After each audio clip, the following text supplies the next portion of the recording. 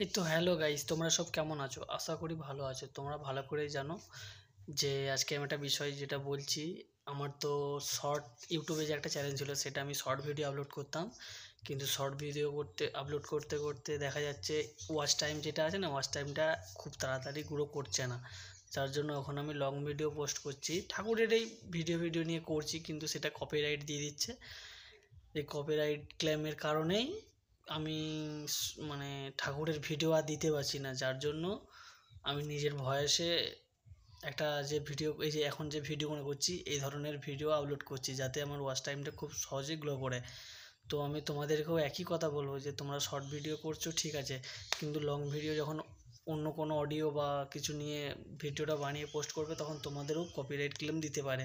তো এর জন্য আমি তোমাদের একটা সাবধান করছি যে যতটা পারবে লং ভিডিও করবে, এবং অন্যর কোনো অডিও না নিয়ে নিজের বানানো কোনো অডিও নিয়ে ভিডিও বানাও, আপলোড করো। দেখো তোমাদেরও আশা করি কপিরাইট ক্লেম তো কিছু দেবে না, আর চ্যানেলটাও গ্রো করবে, কোনো চ্যানেলে অসুবিধা সমস্যা কিছু হবে না, ওয়াচ টাইমটাও খুব তাড়াতাড়ি বাড়বে।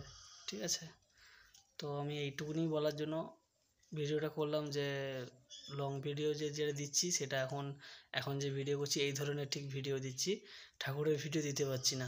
কপিরাইট ক্লেমের জন্য আমি আর ঠাকুরের ভিডিওটা দিতে পারছি না গো।